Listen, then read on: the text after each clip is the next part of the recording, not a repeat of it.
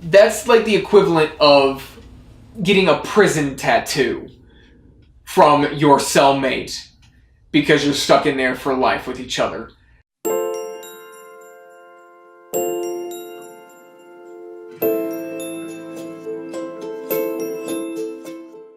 Hi everyone, welcome back to Storytime with Ben. Tonight we'll be reviewing The Giving Tree by Shel Silverstein.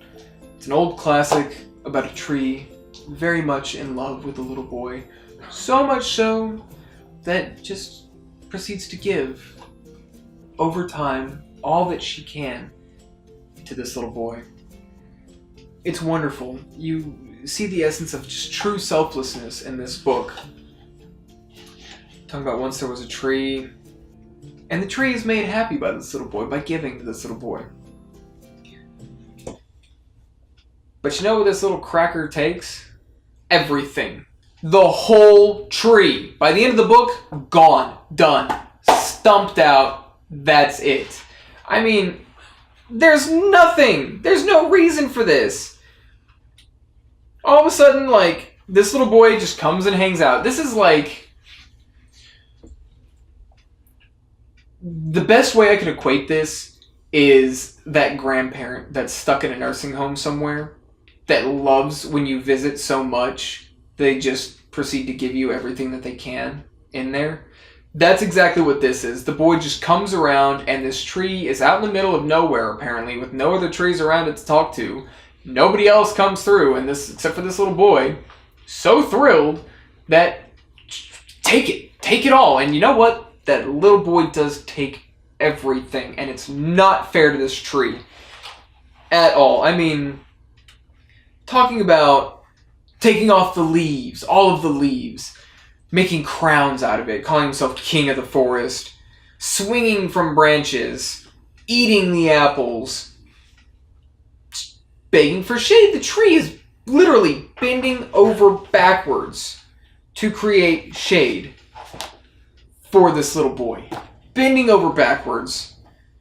And the boy gives nothing back. Does nothing for the tree. Does it, like, weed eat around the tree? Does it, like, kick the squirrels out? Probably not, because he keeps going up there and, you know, booting them anyways just to eat the apples. There's nothing left. Eventually, you see the kid carve initials into the tree. This tree feels. This tree has sentience. This tree knows love, which means it knows pain, which means it sat there, gritted its teeth, and bore a knife being dragged along it for a permanent scar. That's like the equivalent of getting a prison tattoo from your cellmate because you're stuck in there for life with each other. Just gritting your teeth and bearing it like that, it's awful. That's like me going up to my mother, the woman that birthed me, who I love dearly because of that, and just carving my name right in her leg. Just, you know, I love you to death, Mom, let me show you. That's John Wayne Gacy, Jeffrey Dahmer, serial killer stuff right here. Not a thought in the world from this little boy, and it's awful. And then, here's the thing.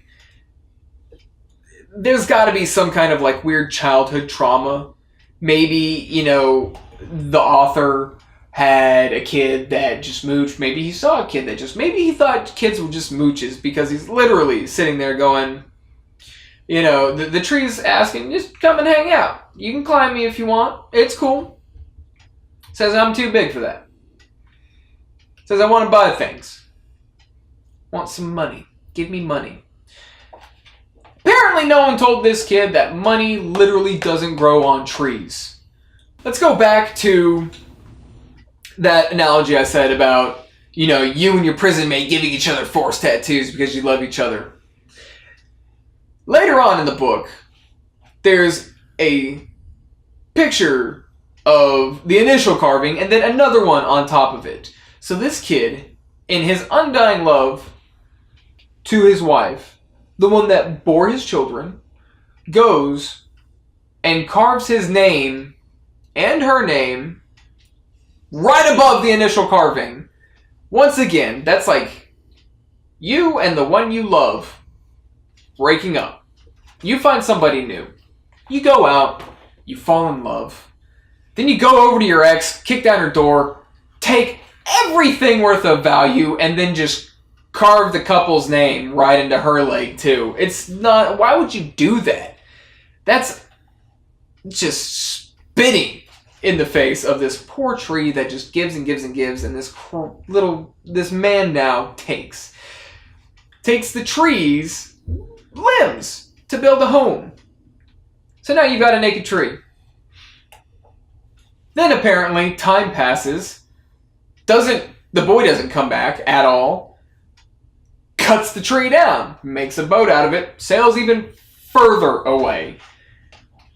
Then comes back when he's old and sits. The tree doesn't talk about... The tree says that the tree was happy because it gave for the kid, and then the kid disappears and the tree is sad again. I figure that the tree at that point, when the tree is sad, understands now that the tree is just being used horribly by this child that it loves. I don't want kids now because of this. I don't want to be the tree. Oh God! This is communism.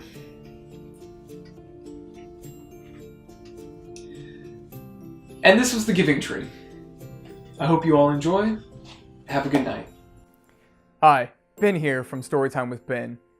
This is a little project we've been working on here, and we'd love to do more, but we would love your help as well. If you don't mind commenting below, let us know if there's a book you want us to do.